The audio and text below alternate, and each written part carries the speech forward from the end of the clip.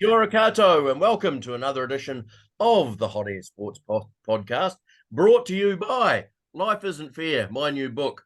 Go on to vibrancegift.co.nz and get your copy. It'll be here in the country in about a week's time, so we'll be able to send it out to you. Anyway, enough of that. And no, it's not enough of that. It's not enough of that, mate. That is a bloody awesome book. And it's one of those books that, I mean, I haven't read it cover to cover yet, but from what I've heard, it's one of those books that you pick up, you feel like in a bit of a shit mood, you start reading it, and you feel a bit better. Is that right? Something like that, yeah. You know, it's one of those positive stories in a world full of negativity. It's what we all need these days, mate. It's what we all need, a pick me up. Me up. And that's what we're here for too, isn't it? The last couple of weeks behind us and talk sport for maybe an hour or so. Yeah, go on. There's so much happening in the world of sport. There's been a lot happening in football, of course. July is a big month of sport, especially in Europe and the UK. Tour de France, Wimbledon, all sorts going on. Yeah. England won the Under-21 European Football Championships. Well done, Harvey Elliott and Curtis Jones. Curtis Jones scored it with his bum. That was very clever. He did. Great goal. Great goal. On to the football. It's silly season. Transfer gossip. Big signing so far. Liverpool have signed a couple. Alexis McAllister and Dominic Szoboszlai. Well said. Hope I pronounced that correctly. Arsenal have made a big dip into the pool. Kai Havertz, Declan Rice, and Dutch fullback Jurrien Timber. Has Declan Rice actually been announced yet, though? It has been announced. It has. It was announced last night, New Zealand. Oh, okay. All right. Man City have only made one signing so far, so they'll be waiting till the end before they spend 300 million. Mateo Kovacic from Chelsea is their only signing so far. Man United have signed a former Liverpool target in Mason Mount. For too much money. Yep, for far too much money. Crazy money. Newcastle have just dipped their toes in the water and they've signed AC Milan midfielder Sandro Tonali. What do you make of those signings so far? Well, I like ours the best. Quite frankly, especially for the prices. Ali Mack for 35 million is an absolute steal. Yeah. Szoboszlai is a baller. I mean, we haven't seen what he can do yet in a Liverpool jersey, but mate, from what I've seen on YouTube and from when I was watching him in the Bundesliga, that guy can play. So yeah, I love our signings so far. Kai Havertz, Declan Rice, and Jurrien Timber. They're interesting for Arsenal, aren't they? I mean, Declan Rice is a good player. He is a good player. He's going to do well sitting in the midfield. Kai Havertz, it's going to be interesting to see where they play him. They're talking about playing him in midfield. Don't know how he's going to be tracking back in midfield. So that's going to be pretty interesting. And Jurrien Timber's a pretty handy defender, but they've spent just about twice as much, I think, 100 million on Declan Rice. How much did they pay for Kai Havertz? Like 60, 70 million. So they've spent million, I think it was, like 200 million already on three players, and we've spent about 100 on two. So yeah. I mean, and then it's about outgoings. I mean, then Mason Mount, Man United, they just got taken for a ride by Chelsea there. I think he's in his last year of his contract. I think Chelsea just sort of thought we're going to hold on to him unless we get an exorbitant price, and Man United are always willing to pay an exorbitant price, aren't they? Yeah. Sandro Tonali, he's a good player as well. So lots of new midfielders, Lots of new midfielders. Yep. Pretty exciting. But I remember we started our last pod by talking about Liverpool's midfield rebuild. Before we go on to Liverpool's midfield. Go on. Declan Rice, 105 million for a defensive midfielder. Yeah, and Jude Bellingham. I think Arsenal got taken to the cleaners a bit there too. Yeah, he's a good player, but he's not 105 million, is he? He's not 105 million. But I mean, what's the market? I just don't understand how they decide prices these days. I mean, Jack Grealish wasn't a £100 million player for me. Bellingham's twice the player Rice is, and he went for less. So yeah, I mean, a lot of it's about wages too, isn't it? I mean, they can always say, we should have been in for Jude Bellingham. He went for this amount. Yeah, but he's on 350, 400,000 pounds a week, which is more than any player at Liverpool. So when people look at just transfer fees, especially fanboys online who sort of say, why aren't we in for them? We should be in.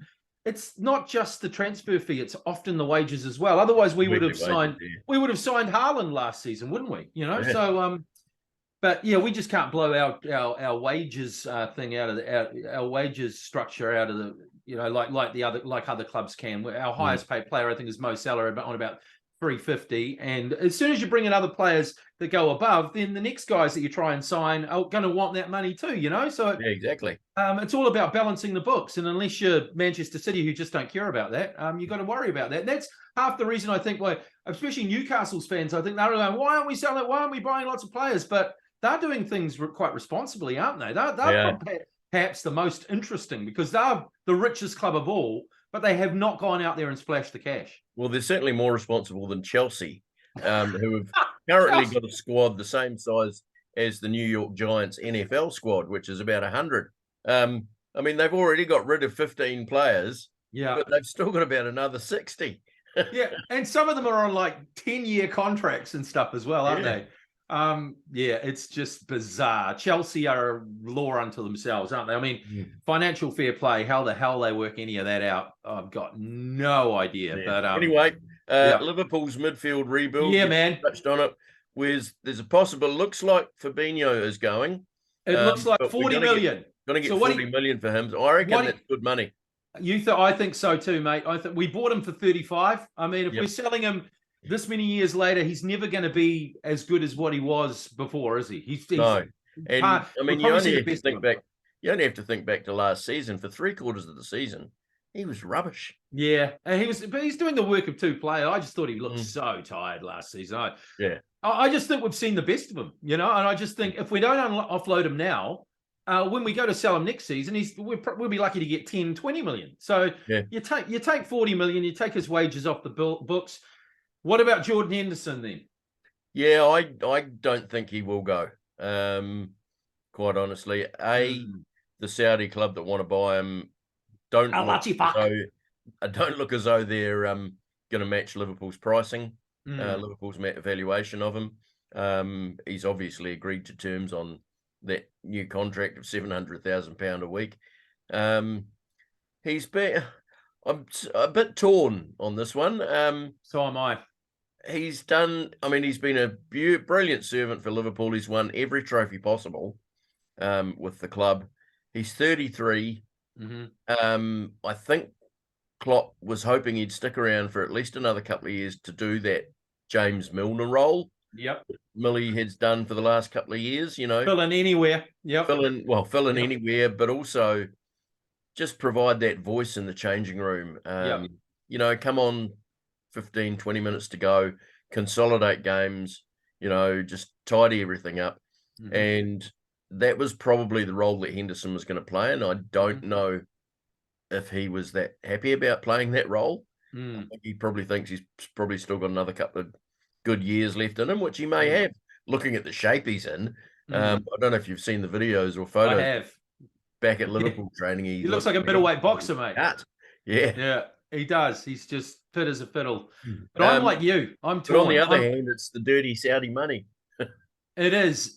I'm torn because for me, I think he's perhaps for me, he's played his best football. I just don't think Jordan Henderson as a footballer should be anywhere near our midfield, really. Now, I mean, that's just the way you've got to look at it. I don't really care what sort of leadership he offers off the field. On the field, he's just not good enough for Liverpool's midfield anymore. We saw that last year. He got run past so many times. And I mean, I love the guy. I mean, that's the whole thing. You love what he's done, but you can't afford to have that sentimentality, you know, when it comes to the playing group. And I just think if we can get 10 million, 20 million, whatever you want from him, you know, whatever you can get for him, and you get him off the book. But then the other thing is the Rainbow Laces campaign and how he's been very proactive in that regard about the way he feels about, you know, tolerance and those sorts of communities. And then he's going to go and take the Saudi money, maybe quadruple his income over there. That just makes that whole campaign null and void. And it's just kind of awful to think that our captain, who we held in such high regard, is going to do that. So on one hand, I want the cash and I don't think he should be playing for us because I don't think he's good enough. On the other hand, I don't want to take it from them. And I don't think he really probably wants to either. So he'll probably end up staying, I think. I think he'll probably stay. What do you think? Yeah, I'm with you on that one. And I think with Fabinho looking likely to go, Klopp will not want to let Henderson go as well. No, and they were talking about Thiago. There was talk about Thiago, maybe people sniffing around him as well. So if we did lose Henderson and Fabinho, we definitely couldn't lose Thiago. I mean, those are the three older players. I mean, Thiago's our best midfielder, in my opinion, when he's fit. And he will. I would say a fit Thiago would go straight into that Fabinho role as the number 6. He would. It'll be a different sort of thing. They're probably playing at the double pivot when we're in position, when we were in possession with Trent. So Trent would come in there with him, and that could work for sure. But then, God, I'm salivating at seeing Dominic Szoboszlai and Ali Mack, man, in our midfield. Yeah. I mean, they're just going to offer a different dimension and goals. They provide goals too. We haven't had goals from our midfield for so bloody long. But okay, so let's just say, for argument's sake, that we did sell Fabinho for 40 million and we do sell Henderson maybe for 10. Okay, so we get 50 million. We cut their wages. They're two of the highest paid guys at the club. So we cut their wages. We've got lots of wages we can spend. So who are we going to choose as a couple of potential incomings? There's Romeo Lavia from Southampton. There's lots to talk about him, but he's a really young player, hasn't played a lot of football, and they want 50 million for him.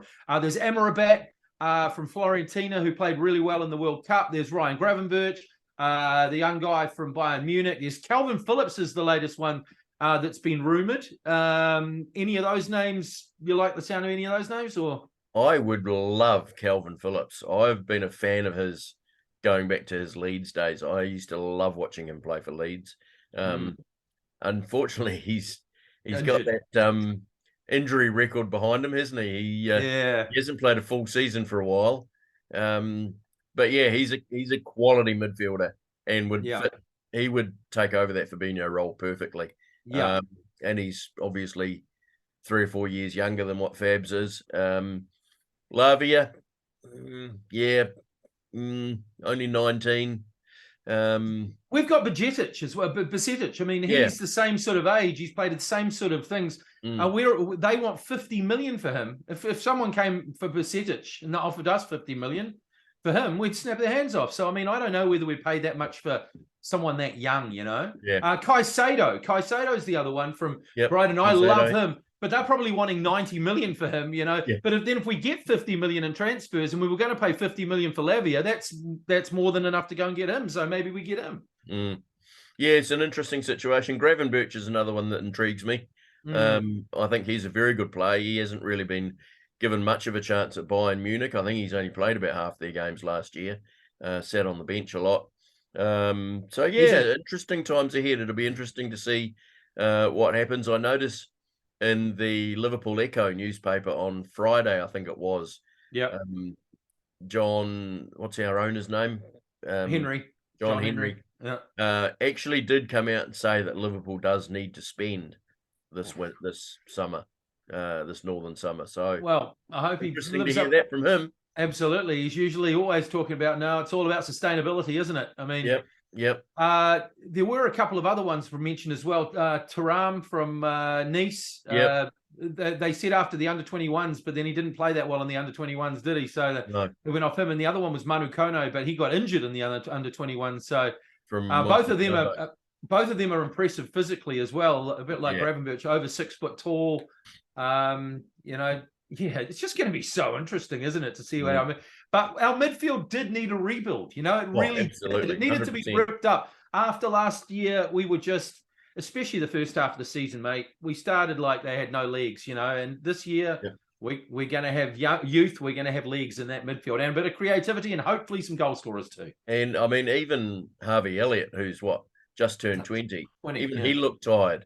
He did, didn't he? Season, didn't he? You know, but in saying that, Curtis Jones finished off the season in great fashion. Yeah, absolutely. And him and well, the thing is, I would argue that he should be the one starting in our midfield next season. I mean, he ended the season well. He played well for the under-21s. He was a player, close to the player of the tournament, and scored in those last 2 games. You know, he's the incumbent. You know, And I've got to say to you, it's only 26 days till the Premier League's back. That is nuts, mate. Isn't that crazy? And they're off to the Black Forest. They are. Training camps underway. Yep. And further indication that Fabinho might be leaving, he didn't go to Germany, whereas Jordan Henderson did. Yeah. So it looks like we've taken the money there, doesn't it? So we've Yeah. talked a bit about this already, certainly around the Liverpool players.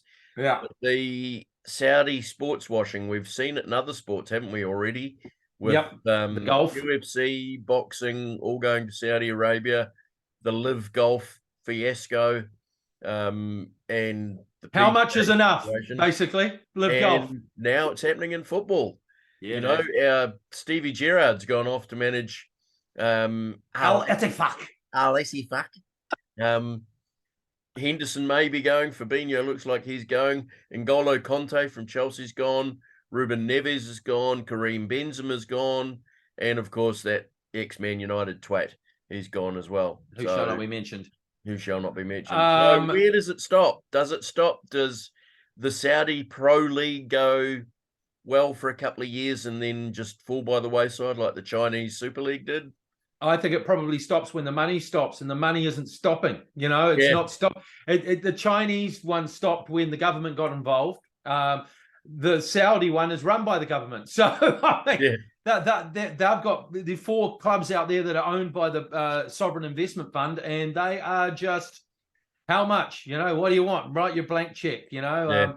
It was quite funny, wasn't it, the Steven Gerrard thing, because it came out in the press he was going. Then, no, I didn't accept. I'm not going. Then he was going. Then he's there in the press conference, you know. So it's like, what the fuck is going on? It's like, is it like, yeah, okay, I'll go and have a look. Short video of him at training. It's terrible. Go, why you stand here? He's looked a bit frustrated. It must be said, but it's like, yeah, they must just be saying, look, you know, I'm sorry, I can't come for, you know, £200,000 a week, and they just go, well, £400,000. Oh, look, oh, geez, you're making it difficult. I can't go. Well, 800,000. They just keep, and I'm pretty sure that's what they did in the Live Golf thing. They finally got in the room. They just brought in a massive bag of cash. They put it on the table, and they went, "Is that enough?" And they went, "No." And so they brought in another massive bag of cash. They just kept doing it until there was enough. You know, I mean, there's always a price. There's always a price. You know, and someone like Jordan Henderson, who does hold himself by those high standards, this is when it's really going to get interesting, isn't it, mate? Because absolutely, you know, sports washing. It's an evocative term, isn't it? It's something that makes people think, oh, you're just putting your values on that, and you're just espousing those in that country because you don't believe in what that country believes in. Well, a little bit, yeah. And I had an interesting conversation with a guy the other day who was all for the Live Golf thing when it came up, you know. So, oh, well, you know, if the money's there, players can go get money and blah, blah, blah, blah. Good for them. Free market. What about the, you know, human rights situation and how they treat women? And it's got nothing to do with it. They can't control that. It does. Yeah, it does. But the other thing is, you know, in regards to the Henderson and Gerrard thing, they're multi-millionaires already. I mean, and they're going because the money's really good. It's, you know, sort of like a golden handshake, but like, you know, older All Blacks going off to France and the UK. But, you know, how much is too much money? Yeah, exactly. I mean, well, when you're getting paid £200,000 a week as it is, yeah, exactly. How much is too much? Do you really need that much to live the rest of your life? Not taking the human rights into consideration is a bit like the All Blacks not taking the apartheid into consideration back in, you know, back in those days. You have to these. I mean, we're living in 2023. The world is connected in massive way. We know what's going on and we're allowed to speak out about it. And we are, you know, in countries like we're allowed to do. Last year, in one day, Saudi Arabia executed 88 people in one day. Just because they spoke up against the government. I mean, you know, but that all gets swept. No, that doesn't matter. Doesn't matter. We're going to play football there. We're just playing football. Yeah, which nothing to do with it. Yeah. I'm sorry, it does. Yeah. Anyway, should we get on to women's football, because there's a big event happening in this country very shortly. Well, I was going to say it's women's sports not talked about a lot on the Hot Air Sports podcast. It's not really. No, I think a tournament of this stature deserves quite a bit of talking about, because I think New Zealanders just have no idea how massive it is. No Zero. idea. Zero idea. It's quite funny when they go on the news. Have you noticed that when they get like a figure that, and they're all saying, "Look, this is going to be a massive event," and the hosts are like, "Oh yeah, you reckon it's going to be as big as the rugby?" Yeah. And it's just like, oh, it's just so the naivete by a lot of our sports journalists and journalists, full stop, is just, it's crazy. I mean, have a worldwide view of sport.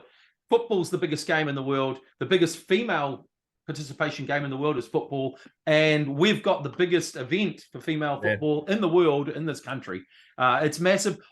I must profess, I don't watch a lot of women's football. I don't follow it a lot. I don't know a lot about it, so that's probably why I don't talk about it. But if it's on, I'll watch it, and I love getting amongst something like this, especially when it's happening in this country, mate. Absolutely. This is going to be a massive event for this country and Australia. And case in point, I live about, as the crow flies, about 300 meters away from Shepherds Park. We've got the Italian woman stationed up at Shepherds Park. They're practicing. They're blacked out, actually, the main field for spying purposes, apparently. I thought, yes, well, I am taking a major interest in their drills as I walk my dog up at the park every day. But it's just got a great feeling around this community. For everyone's sort of bought into it and bought into the Italian side of it as well, and Ciao Bella and all that sort of stuff. It's quite nice. It's a nice feeling.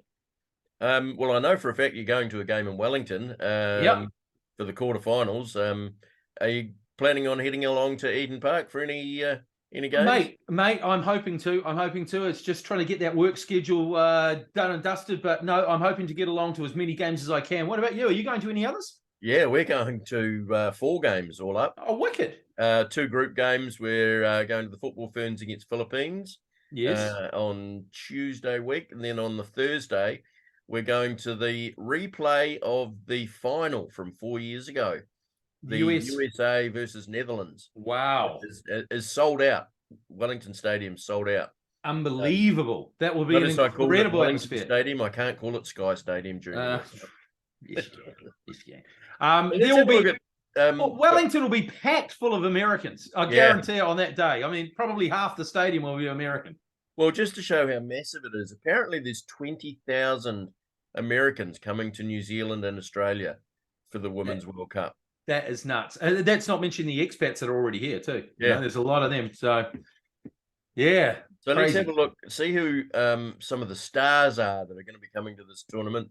I think one of the most recognizable is Megan Rapinoe. She's a very outspoken supporter of women's rights and all sorts of other things. She sports a different coloured hair every World Cup. She's a real fan's favourite. And Alex Morgan, who they claim is the women's Cristiano Ronaldo, she is a fantastic player and can really smash a ball. I've seen some of her goals in club football and international football, and boy, can she hit a ball. They're both absolutely massive sports stars in the US. Yep. They're right up there with any NFL star, any baseball star, any hockey star. They're right. They're spoken in the same sentences as those professional sports. Absolutely. The Americans, the US women's football team is bigger than the US men's football team, isn't it? Absolutely. I mean, the women's stars are bigger, way bigger than, say, Christian Pulisic or any of the men's stars. They are huge stars right across the US. Massive. Yep. Oh, and I mean, some of their former players are still massive stars. Yep. Mia Hamm. Yeah, true. Brandy Chastain. You know, they were stars of when they first won the Women's World Cup way back in the late 80s, I think it was. Can the men's team ever live up to the women's sort of, the way that they've dominated the world sport, No, I mean, they're never going to do it. No, and I mean, they're a bit like, I'm saying they're a better team than New Zealand, but they're in the same situation where their best players have to leave the United States to actually go anywhere. Yeah. But, same as New Zealand, our best players have to leave New Zealand. Of course. To get anywhere. Some others, Norwegian Ada Hegerberg, who is also, she's won the Women's Ballon d'Or. She also went into an international exile for 5 years from football due to issues over pay parity and conditions with the men's teams. Those have finally been leveled up, so she's come back. She missed the last World Cup. She Wow. is another absolute superstar of the game. And of course, Brazil's Marta, you know, the woman Pele, apparently, by all accounts. She is an absolute superstar in Brazil, and I think this is her 5th World Cup. Wow. So, And she didn't even have to die to become a martyr. yeah, Incredible, those Brazilians. Yeah, unbelievable. So, you know, we do dad jokes as well. So I'm sorry. And of course, the football ferns, they've got some big names as well in their team, and they've got the likes of Rhea Percival, Ali Riley, and Annalie Longo are all fit after long-term injuries, and I think they could possibly get out of their group stage. They've got Norway, Philippines, and Switzerland in their group. So, well, you're a lot more confident than I am, because every single time I've watched them play, they've been bloody awful. I'm just telling it how I see it. I mean, I hope they do well. I hope they're lulling me into a false sense of what to expect, because yeah, they haven't been impressive. I mean, I know that individually there's some names there that I recognize, and they should be good, but you really think that they've got a chance of getting out of their group? Really? yeah. Well, just be Mr. you would Positive. expect them. I think you would expect them to beat Philippines, Yeah, and I think they're not Norway going to are beat probably Norway. favourites to beat them. Yeah, sure. So then it's the Switzerland I game. don't really know much about. Yeah. But being, you know, one of the European countries, they're probably reasonably strong. So, I mean, if we can get a draw in that game and a win against the Philippines, maybe we can sneak through. But yeah, I don't know. All right. So, when's New Zealand's first game? They play the opening game against Norway on Thursday, the 20th. Coming up. Yeah. This Thursday. This coming Thursday at Eden Park, and that's the reason that the All Blacks couldn't play at Eden Park last night. That is the reason the All Blacks couldn't play at Eden Park. They had to play at Mount Smart Stadium. So that's a new one. The woman shunting them into the other stadiums. I think that's bloody fantastic, quite frankly. Yes, so games in 4 venues across New Zealand over the next month or so. We've got Auckland, Hamilton, Wellington, and Dunedin. Unfortunately, Christchurch misses out. Their stadium's going to be about 2 years too late. Yeah, well, don't say we didn't tell you so, right? Build a bloody stadium. They could. Yeah. You know, I mean, they can't really hold the pinnacle women's football event in New Zealand and have them playing at QE2 Stadium, can they? I'm sorry. QE2 Stadium doesn't exist anymore. Whatever it's called now, wherever they play football down there. Where do they play football down there? Yeah, Napunawai. There you go. But I think the ground only holds about 100. Well, that's what I mean. It's just sad. It's just a sad situation for our poor old Cantabrians, isn't it? It is. Really. Anyway, but yeah, it should be a fantastic event. Mount Smart was full last night for the All Blacks. It's going to be full again at 4:00 this afternoon, Mr. Mann. It is, mate. They're probably streaming in right now. The Mad Butch will be on the ferry from Waiheke. He'll be on his way, throwing the old crusty bread to the seagulls, leaving it in his wake as he heads to the Mount Smart Stadium to see his mighty Warriors take on the Sharks this afternoon. Mate, I'll tell you what, he'll have another bacon, eggs, hash browns, sausages, and tomatoes on board too. That guy can put away a breakfast, can't he? He certainly can. Actually, I'm due to meet up with him in a couple of weeks for breakfast. Actually, a friend of mine, David Burns, if you're listening, Burnsy, him and I are due to catch up with the Mad Butcher after liaising with him on social media, let's say, about his breakfast habits. And Burnsy said, "Look, we think you can do better, Butch. Come along with us, and we'll sort you out." So we're going to do that in a couple of weeks. I'll let you know how we get on. But mate, it's been so fantastic to be watching the Warriors this year. Man, they're just a changed team, aren't they? They hang in there. They play a style of football that is so watchable. Every player knows his job.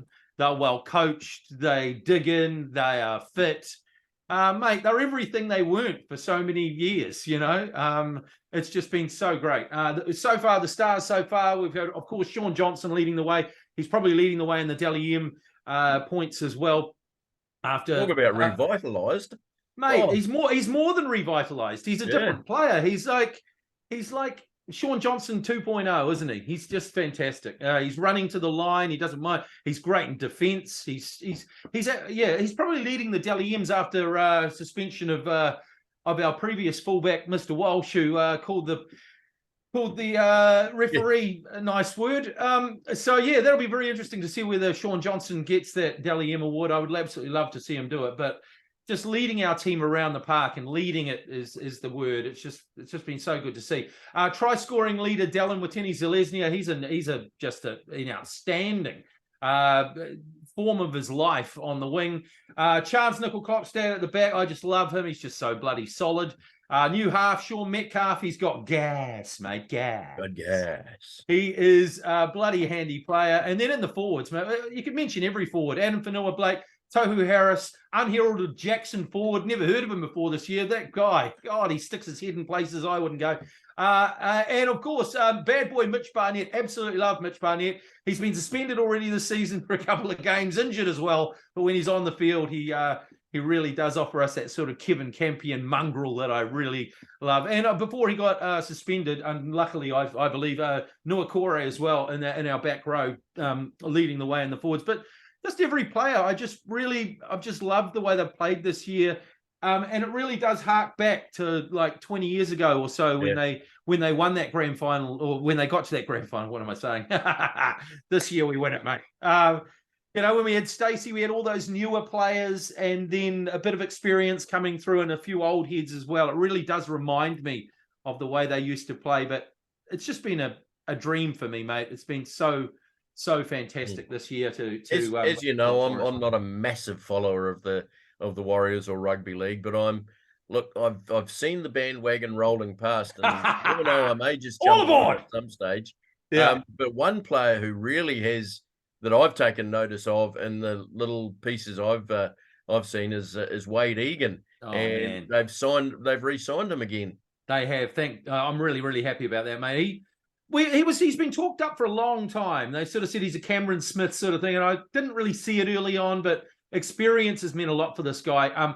The one thing about him, though, that I've been a little bit worried about is his head knocks. He's already been concussed a couple of times this season, and just hope that doesn't come back to hurt him. But my God, it just makes such a difference, doesn't it? When from the base of the ruck, the guy can either go either way. You don't know which way he's going to go, or he can just take off and take those 10 easy meters, and having someone like that, I just can't, Jason Deeth, maybe, he reminds me a little bit of him. But no, he's a class act. I love Wade Egan, mate, and I'm so glad we re-signed him. And we also signed Pompey, which is kind of surprising, actually, because there's been I think he's growing as a player as well. He's got good footwork at the line, but next year we've signed Roger Tuivasa-Sheck, who they've been talking about bringing him into the centres.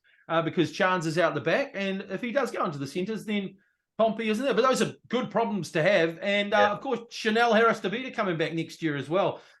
Man, can anything stop them, mate? Remember when the Warriors started back in 1995? There was a song, a Warriors song. There's a new breed rising, and nothing can stop them now. A force beyond a team is growing in the street. There's a new breed rising, and no one can stop them now. That's exactly how I feel at the moment, man. Credit to Andrew Webster. Credit to Andrew Webster. What a coach, mate. What a coach. He reminds me in his press conferences, he's very dry. Yeah. And he reminds me just a little bit of a young Wayne Bennett.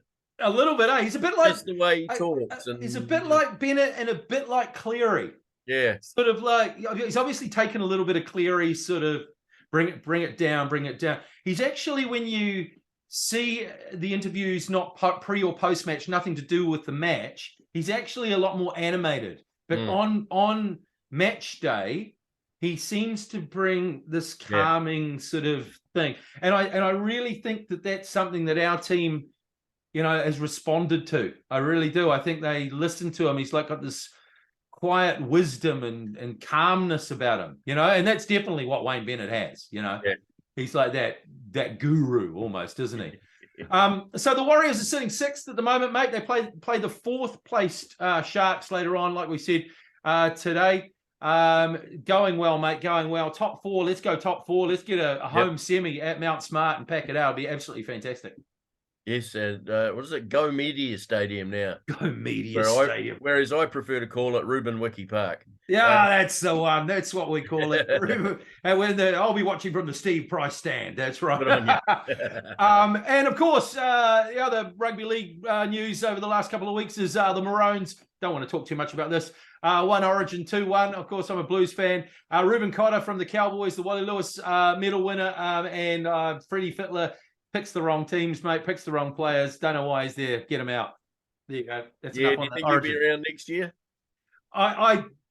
I don't know, because there's so much politics involved in that bloody position. It sounds like he's got the backing of all the right people, but God knows why. I just think, mate, you've had your chance. You've been doing it 6 years anyway. I mean, most of the time they change them every 4 or 5. I just think give it to someone else. I mean, I felt so sorry for Nico Hines. There was so many strange selections in this year's Origin. He chose, Damien Cook played, I know it was because of injury, but he played him in the centres for the second go. Just crazy stuff. I just don't know. He seems to want to pick all the best players, regardless of the positions, whereas Queensland just picked the best players in the positions and the best team, Yep. Billy Slater, what a coach. I mean, he's done a great job. Your thoughts on him. I'd suspect that he will take over the Melbourne Storm reins of when Bellamy retires. That's what I reckon will happen. Yes, an interesting series, and good to see a bit of Biffo back in one of the games too. Gotta love a bit of Biffo, mate. Always good to see a bit of Biff in the State of Origin. Oh, isn't it, man? Isn't it? It's great. Yeah, I gave up watching State of Origin when Mark Guy retired. That's a fair way ago, mate. That's a long time ago. It is, isn't it? The game has slightly changed since Wally Lewis days. There's still been players after him, haven't there? Yeah, plenty. There's been plenty of fights since then as well. Remember, Andrew Johns getting his. I'm going to fight this guy. Bang. Probably. And of course, who can forget Paul Gallen? Oh, yeah, Gal losing 8 series in a row. Yeah. What a champion! Who was it? He clocked. Oh, he's now a boxer, of course. Of course, yeah. Well, mate, he'd fight anyone. I can't remember who he fought. Some Queenslander, anyway. It was one game where he just stood up and smacked the guy. Yeah. They won the fight. They won the fight. They lost the war. That was generally the way when Gallen was. Anyway, of course, we don't condone fighting in the State of No. Only on the field sometimes, just occasionally. Yeah. Anyway, on to the other oval ball game. What about those mighty All Blacks? Oh my God, weren't they awesome last night, man? I did watch the Super Rugby final and a couple of games before that, and then I've watched both All Blacks tests this year. I thought they were a little bit similar. The All Blacks started with a hiss and a roar in the first 10, 20 minutes, basically rode out to a massive lead and then held on. But my God, they were so impressive in that first 10 minutes, weren't they? Absolutely. And Shannon Frizzell was just, he was in beast mode. He was Jerome Kaino. He reminded me of Jerome Kaino. Yeah. That try, though, with Jonah Lomu, the way he ran over the top of that guy. Yeah. Hey? Yeah, poor, I think, what's his name? Willie LaRue will be glad that Shannon didn't put his right foot down when he was scoring that try. Absolutely. No, they just bossed them, didn't they? They just held on to the ball, didn't make any mistakes. Were just on fire. I loved D-Mac as a first 5, but Richie Mo'unga last night was absolutely superb. He's put it to bed, mate. He's put it to bed. Yep. Yeah, he has to be the number 10. I mean, there's no other choice. It's him and Daylight. I mean, yeah. Damien and Bowden can be backups. I'm sorry, Richie's just such a controller. Yep. And Will Jordan has reminded me yet again that he's just an absolute freak. I was talking to my wife about it last night when we were watching. We're just like, my God, this guy is just so good. She said, he reminds her a bit of Dan Carter. And I said, yeah, but the only guy he reminds me of, the way that when he gets the ball in his hands, I just almost want to stand up. That the only person that's ever really done that other than Jonah is Christian Cullen. And for me, he reminds me a bit of that. He's got a bit of that, eh? 22 tries and 22 tests. It's just he's And in some of phenomenal. those, he's only been on the field for 5 minutes. I know.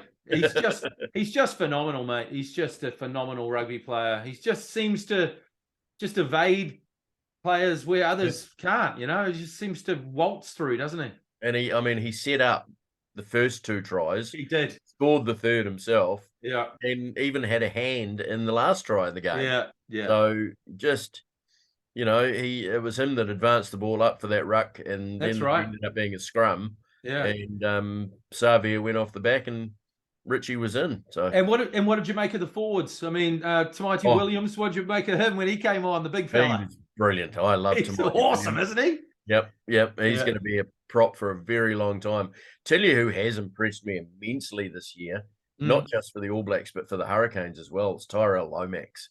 Oh, he yes. really is starting to come into his own as a tight head prop. Yeah. He ran over a couple of guys last night.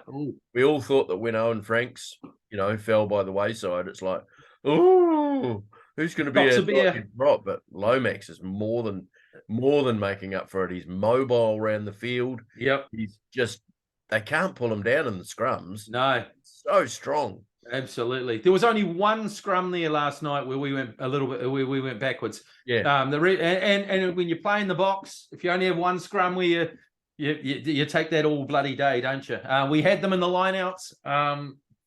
We basically, that's fantastic. If we can equalize at set piece, we're going to win 99% of games because we've got the flash guys out the back.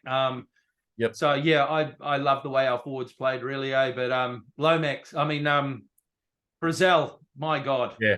That performance for the first 20, 30 minutes was the best performance since Jerome Kaino. Scooter Barrett and Retallick were immense in the second row. They were. It was actually quite funny because Brazil and in the first half, Sam Cane was so prominent. I hardly realised that Ardie Savea was on the field there for a while. Which is so unusual, right? Very unusual. I mean, he was doing the work. But his name just wasn't being mentioned, by the commentators. And and the backs, I thought, went really well. I thought Geordie Barrett had his best game ever at second 5 for the All Blacks. It's going to make it very hard for David Havili to come back into that side. Yep, you're probably right. And also right. with Brazil's performance, Ethan Blackadder's got a long road to get back into that side. Talking about the side, that's a 36-man squad that they've got going at the moment. Yep. Are there any outsiders that you think can make that World Cup squad of 33? Or did you watch the Japan games? Have you watched those All Black 15 against the Japan? I tried to watch the highlights. I watched a few highlights of that. There was a few names in there. Who's the guy that was in the midfield for us a couple of seasons ago that's just coming back from injury? That was playing for Jack Goodhue. I mean, he could, but he's just been so injured. I just feel a bit sorry for him. And the winger that played against the Argentinians his first test for the All Blacks, and scored. Man, he was fantastic in that Super Rugby final, wasn't he? World Cup squad. He has to be. But whether he would take one of those wing places from those two wings last night, I mean, it'll be tough. I mean, both of them played. Maybe Mark Talia. I have been disappointed with Caleb Clark. Me too. Me too, a little bit. A wee bit. Considering his physical gifts. I do feel really sorry for is Sean Stevenson. Yeah. How did he not get a crack? Super Rugby season. It's like he's done something wrong to Fozzie or something, eh? I don't know. So one of those things. Maybe he's a dickhead. Maybe he is. Another thing I want to talk about is Ian Foster. Mm-hmm. All the negativity. All the Facebook pundits are, who's talking bad about Foster now? He's the greatest coach we've had. Blah, blah, blah, blah, blah. But I tell you what, I wish he would stop making replacements at the 60th minute. It's like for the sake of making replacements. I think he's got Smith need to come off. I think no idea. I think he's got an alarm on his phone. I think it's just 60 minutes, right? Get those guys off. And the Springboks last night, they did it right. They did it right, man. They did it when they needed to do it. They did, but they did it really early in the second half, and then they started scoring a few points. And I thought, well, hang on, when are we going to make a few substitutes? And then they made a couple more, and then they got a little bit more on top. And I thought, come on. It just took to. I just think he's a reactive coach. I just don't think he's. Yeah, he's not an innovator. He's just not. He's just Mm. not. And that's why I don't think we're going to win the World Cup. But hey, this is great going into the World Cup, thinking that's not the end of the world if we don't win it, isn't If it? we can go into the World Cup against the likes of France, South Africa, England. Ireland, England, Yep. and do what we've done to the Pumas and to South Africa by blowing them away in the first 20 minutes. Yeah, we're in the game. We're in the game. We've got a chance. By the time we get to the World Cup, teams are going to be expecting that now. I know. South Africa didn't expect that, and I don't think Argentina expected it either. I was saying to the missus as well last night when I watched that, I said, do you remember 4 years ago, just before the World Cup, we thrashed South Africa by 50 points up at North Harbour Stadium, didn't we? Yep. Thrashed them. Mm. We said, oh, well, fuck, South Africa are gone. They're not going to be at the World Cup. They won the World Cup. So that, in the end, who gives a shit about games last night in the end? It's who's holding that gold trophy up at the end of the year. So, yep, there was another game last night that piqued my interest when I woke up this morning. Yeah. Oh, Eddie Jones, mate. Eddie Jones, great start with the Wobbly Wallabies. Bottom of the championship table, the poor old Wobblies. They bring back that guy at first five. What's his name? Wade Cooper. How old is that man? He must be in his 40s. I don't know what's going on there. Anyway, it's a strange team. They're playing strange rugby and they're not winning. So go the Argies. Go the Argies. I mean, they did well. They celebrated like they won the World Cup too, didn't they? Yeah. Oh, absolutely. Good for them. Yeah, so that pretty much covers off rugby for now. What about Sam Cane kicking out at a spectator? Good on him. Yeah, that's what I thought too. Good on him. That's exactly what I thought. I mean, he didn't need to come out and say sorry afterwards. That was the only thing. He should have just said, oh, well, he was right. Apparently there were 7 or 8 of them running around the field at that stage. I mean, we didn't see it. All he did really was trip him up. And what the hell was you're in the wrong spot, mate. I mean, yeah. That's off. Yeah. Anyway. Quite right. Anyway, now, do you reckon the Ashes are obviously going on in the UK at the moment? Oh, they are. What a series. What a series. Let's go back to the first test. Yep. It was the first test or the second test? Can I remember? Yep. I'm trying to remember. And Johnny Bairstow was run out by Alex Carey. Yes. And they all started going on about the spirit of cricket. Short bloody memories, boys. Yeah. Bairstow had tried to do the same thing to Labuschagne earlier in the same test match. The spirit of cricket is gin and tonic. Come on. That was, and then when I thought the best thing about that was the footage in the long room. Like the way they showed players coming out for years, that was all off limits. You weren't even allowed to take photos in those rooms. And now they've got cameras as they walk out, and then the cheats, and Davey Warner and wanting to take it up with them. It's hilarious. Look, it was just a storm in a teacup. Colin de Grandhomme got run out very similarly last year, and everyone in New Zealand was like, "What a doofus!" Yeah. Colin, you're an absolute, you had a complete mind fart. And Colin de Grandhomme came out and said he did. Same thing happens to them. They're like, oh, that's just not on. Mate, he didn't even look behind him. I'm sorry. I'm sorry. I played and watched cricket for over 50, for a long, long time. I've had a bugbear about batsmen marking their crease with the little scrape on the ground and going, I can wander wherever I want for ages.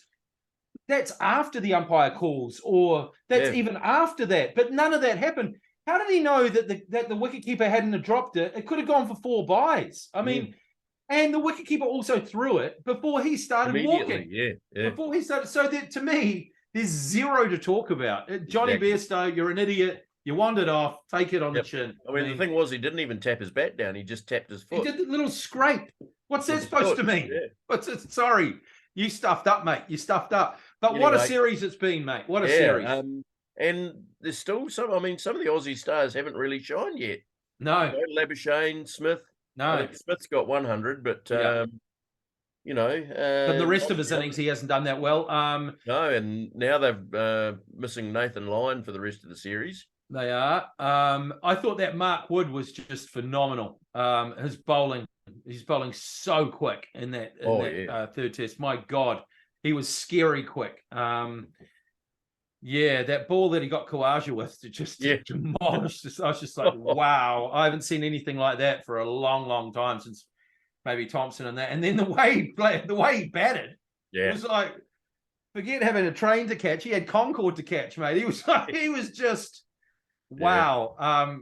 What a player. And considering he's coming back from an injury and everything as well. And of course, we can't not talk about the Ashes series and not mention Ben Stokes' innings at Lords. That was just unbelievable. Yeah, but he wouldn't have done it without Bazball. Yeah. Yeah, Ben Stokes, I mean, he's just got the heart of a champion, doesn't he, mate? It's like, it's when his team needs him the most, he will perform the best. And those are the sorts of champions everyone loves. The Steven Gerrards, the, Kane Williams, those sorts of people that stand up when you really, really, really need them to, eh? Yeah. Yeah. Now, I've got another thing here I want to talk to you about. Yeah, mate. We've got Major League Baseball. Yes. Major League Soccer. Yeah. Major League Rugby. And now Major League Cricket. Major League Cricket. Choose your side. I'm choosing the Seattle. What are they called? The Seattle Orcas. Orcas. The LA Knight Riders. I love the San Francisco. The San Francisco team. Unicorns.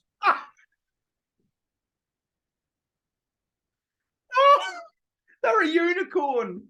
That's what Mark Wood keeps in his pocket down at Fine League, mate. A little unicorn that he keeps stroking. Yeah, there's a few Kiwis playing there too. There are. Martin Guptill, Lockie Ferguson.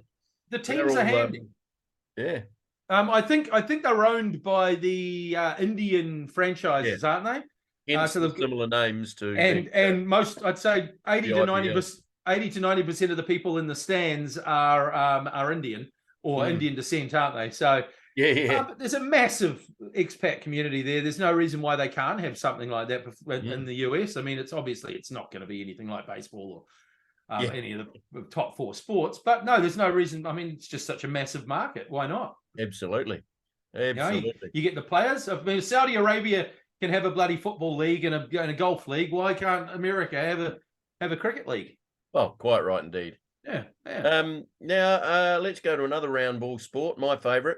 Baseball. They've just had the All-Star game won by the National League for the first time in a decade. Yeah, crazy. But the day before, the home run derby was something to watch. I don't know if you caught any of it. I was at work and I was getting your text going, why am I at work?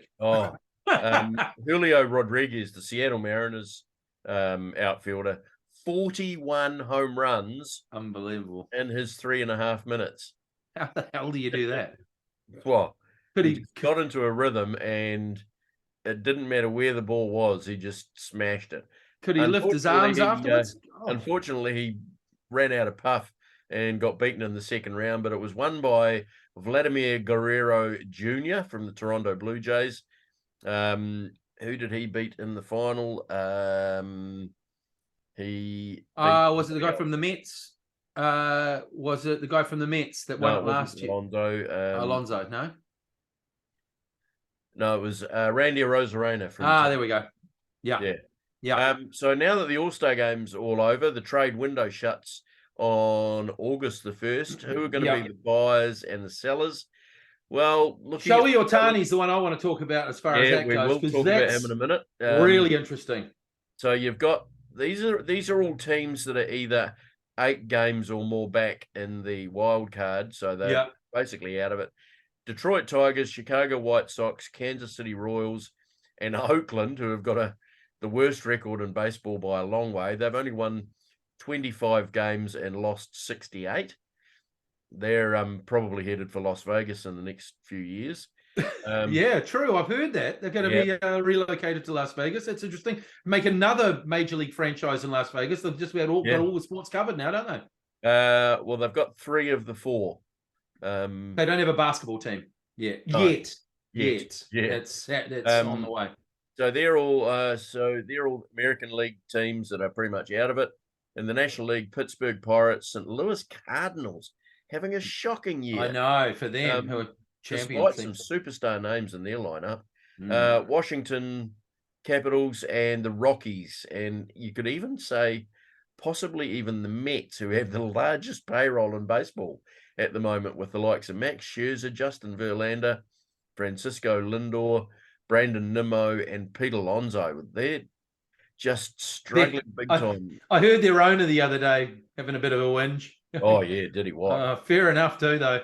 Yeah, oh, absolutely. I mean, as I say, they're the highest payroll in baseball, ahead of even the Dodgers and the Yankees and the Red Sox. So, yeah, absolutely incredible. Now, there's two big questions. One, you've already touched on. Will the Angels, who are 6 games back in the American League wild card, will they trade Shohei Ohtani? And will the Padres, who are 6.5 games back in the National League wild card, trade Juan Soto? I mean, these are two of the biggest names in baseball. Soto is only 22 years old. A fit Juan Soto hits 50 home runs a year and collects, nearly 200 hits. Yeah. Shohei Ohtani is already put up MVP. Doing things that no one's ever seen before. Hitting 300. He's hit 20-odd home runs already. And pitching, his ERA is only 3.3. He's got like 150 strikeouts already. The big word around him, which makes me smile, is that the Yankees are about the only team that can afford him. Of course, that'd make you smile. It's such a tricky situation in a sport like baseball, isn't it? When someone's coming to the end of their contract and a team looks like it's not going to make the playoffs, you've got that decision to make because the player will probably leave for nothing at the end of the season. So how much are they worth to you? And with Shohei Ohtani, I mean, he's worth everything, but they are going to get nothing for him if they don't trade. Unlike football, when they trade them mid-season, you don't get money for them, you get prospects. And I've always been of the opinion that unless you've got an absolute dead cert prospect, some prospects, great college players, great minor league players, never make it in the big leagues. Yeah. I've seen so many come and go at the Yankees, which is obviously a team I follow a lot closer than others. So many of these hot prospects that come into the Yankees. They go dead cert. Yeah, dead cert. Just perform. Of course, the Angels have got the problem with Mike Trout as well, don't they? Because he's injured now as well. So they're two best players. So they're probably not going to make. And like 3 or 4 weeks ago, they looked a cert almost to make the playoffs, and now they're falling. It's just so okay. So let's go back to it. Are they going to be traded, or are they? Well, the big thing with Ohtani is it's not going to be the baseball people that make the decision. It's going to be the owner, Artie Moreno, who is,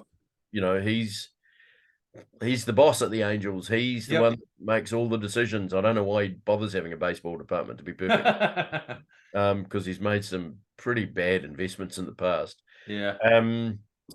And Juan Soto, he's still got a year and a half left before he becomes a free agent.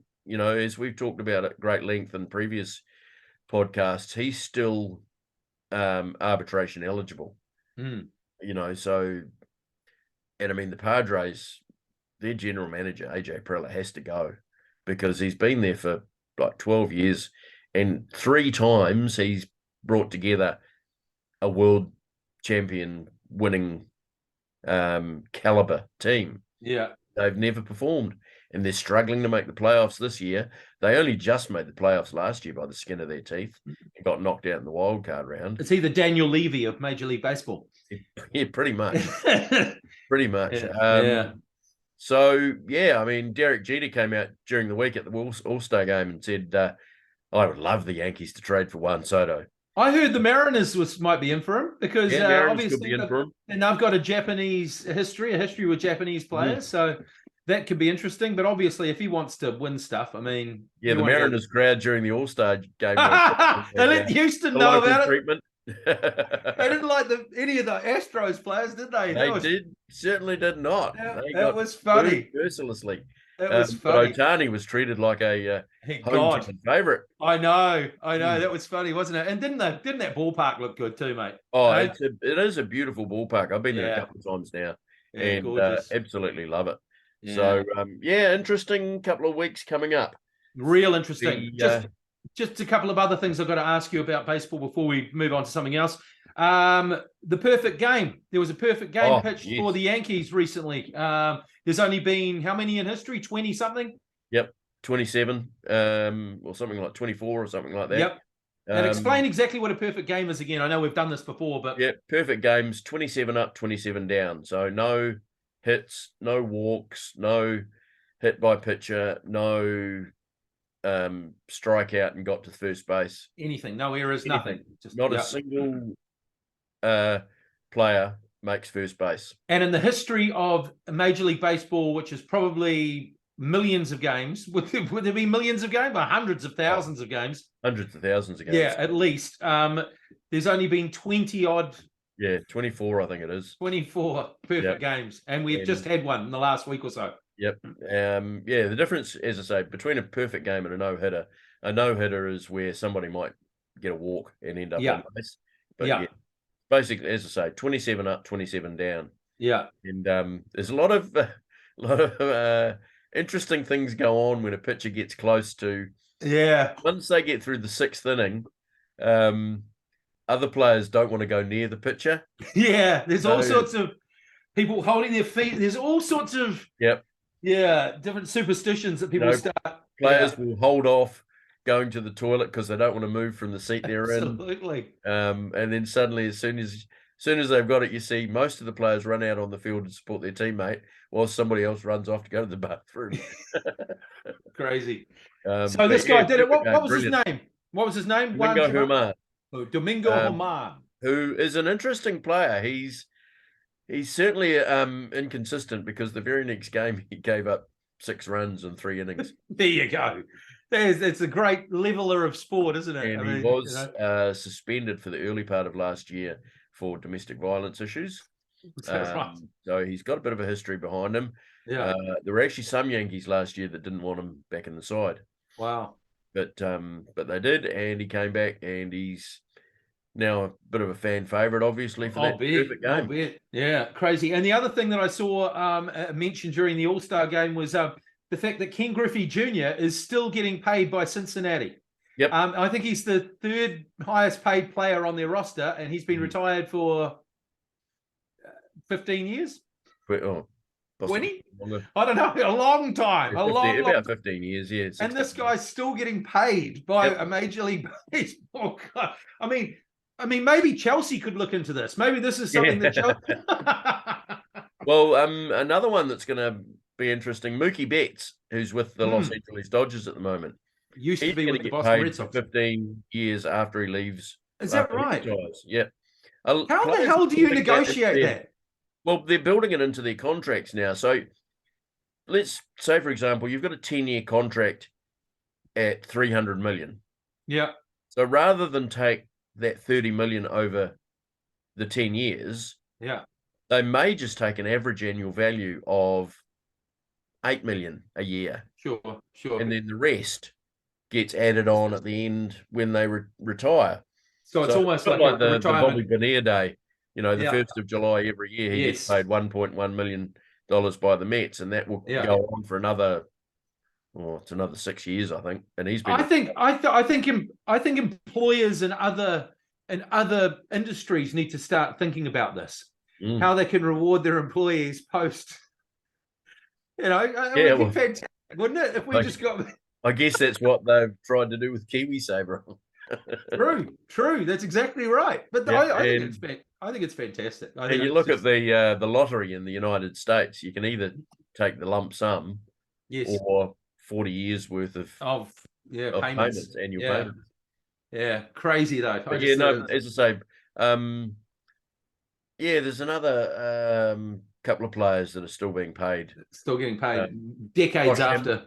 Josh Hamilton's still being paid by the Angels. And I heard Josh Hamilton's in court again. Oh, probably. That guy, my God. That guy, what a life. Man. Still the number one. They did a top 10 for the number 1 home run derbies, and his was still number 1. Yep.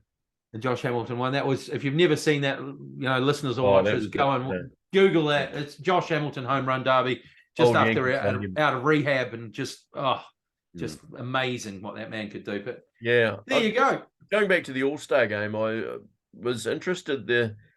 there's not the superstars around now that there was even 10 years ago. Every All-Star game, you had Jeter, A-Rod, Josh Hamilton, Albert Randy Pujols, Johnson.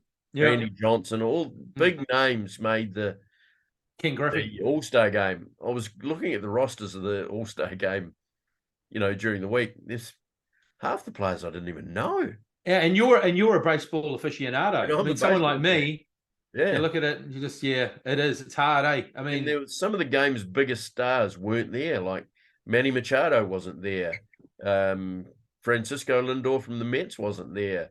Aaron Judge wasn't there. Yeah, Trout some of the real wasn't big there. guys. Yeah. The other thing is the Cincinnati phenom that's just come out and hit for the cycle and doing everything on the baseball diamond that I've never ever seen. What are your thoughts on him? I can't remember his name. Ellie De La Cruz. What a player! An absolute freak. There's a great highlight of him hitting a home run in his second game, and he's almost hit it completely out of the Reds Stadium, the Great American Ballpark, and the commentator's gone, "Oh, that ball had a family." Yeah, wow. I mean, athletically, haven't seen too many better than him on a baseball diamond ever. Have you? Yeah. I mean, absolutely not. There are some new superstars in the making coming through this year. So, but like you say, you never know whether they're going to hit. I think he was ranked perhaps the second or third best prospect in baseball, and the Reds took a while to bring him up, didn't they? And they took a while, and they thought, no, we're going to take our time. But when they brought him up, my God, he's just caught fire, and wow, what a player! Absolutely. Let's have a look at some other sports going around. Yeah, go on. Shane Van Gisbergen winning the NASCAR race in Chicago. That's Shane Van Gisbergen. Yeah, Shane Van Berger. Did you see the interview with Joey Logano, who said, "Oh my God, that Shane Berger, what a driver!" I just thought it was brilliant. First time in NASCAR. We've been saying it for ages. Wouldn't it be great if Shane Van Gisbergen could get a drive in a bigger series? He did it, and my God, he proved he's up to it, didn't he? Oh, absolutely. He's been having a few problems with his car in supercars this year, but hopefully they'll straighten those out, and he'll make a run for the title again this year, because I don't reckon he'll be around next year. I reckon he's off to the States. You reckon he'll race in the NASCAR, or do you reckon he'll go to IndyCar? No, he's not a big fan of open wheelers. Oh, okay.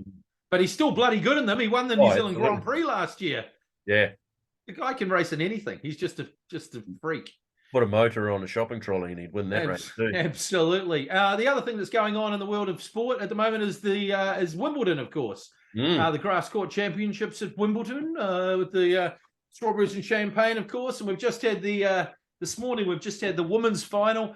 Marketa Vondrousova beat, who did she beat? She beat Jabeur. Ons Jabeur, 6-4. Love that name. Ons Jabeur. Ons Jabeur. Yeah, it was a good game, actually. It was a good game of tennis. She's a really interesting player, Vondrousova. Really mixes it up. And last year at this time, she had a fractured wrist. So she wasn't actually playing at all. And she's the first unranked female to win Wimbledon, which is quite serendipitous, because me and the missus were just watching the Boris Becker documentary. We just watched the Williams one, the one on their father. Yep. Just watched the Boom Boom documentary. Absolutely fantastic documentary on Boris Becker. And of course, he was the first male unseeded player to win Wimbledon all those years ago when he won as a 17-year-old unseeded. So this was kind of nice. But nice to see some new names coming through. But there's not new names in the men's final, which has been played overnight.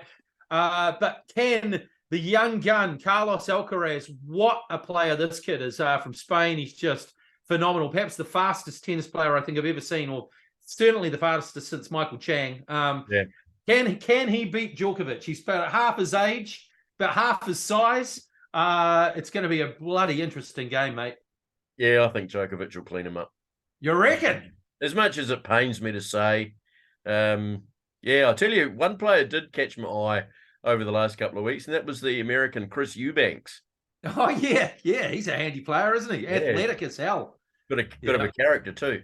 Yeah, absolutely. And tennis needs characters. I mean, because there's so Oh, much. sure does. It's just kind of boring. And then when you watch the Boom Boom thing and you think, God, look at the players that were around back then. You know, there Oh, was John yeah. McEnroe. And then You there's the John cannot be McEnroe. serious. When John McEnroe's playing Boris Becker and Boris starts coughing, so John McEnroe starts coughing back at him. He's like coughing, and he starts going, and every time he said, I decided every time he coughed, I'm going to cough. And then Boris goes, hey, cut it out, man. I've had a cold. And John McEnroe goes across the net. What? You've had a cold for 4 years? He just loves taking them on. There was some really colourful players back in those days. Were there? Ellie Jimmy Connors Nastasi. was another one. Oh, Jimmy Connors. Ellie Nastasi, yeah. Oh, mate. The great, my favourite sporting name ever, Vitas Gerulaitis. Oh, Vitas Gerulaitis. What a player. Absolutely. No, there were. So it's great to see some personalities back in tennis. I hope Djokovic gets his ass handed to him. There you go. Just tell you what I really think. Well, that's a bit of a wrap on what's going on in our sporting wheelhouses at the moment. Yeah. Don't forget, life isn't fair. VibranceGifts.co.nz. Order your copy now. $35 plus shipping, and you'll have a great read. I'm sure you will. I enjoyed writing it. That's about it from me. Mahona, a final word? Yeah, just make sure you make a comment, drop us a like. If you like the podcast, let us know if you want us to talk about anything. We are happy to do that. We love talking, don't we, Mac? We love talking. Do. Drop us a like. Well, remember, we're on all the podcast platforms. If you don't want to look at us, who can blame you? You can listen on any of the other ones as well. We're on everywhere. So just go find us, Hot Air Sports Podcast on YouTube and all the other ones. That's a goodbye from me. And it's a goodbye from him. We'll see you next time.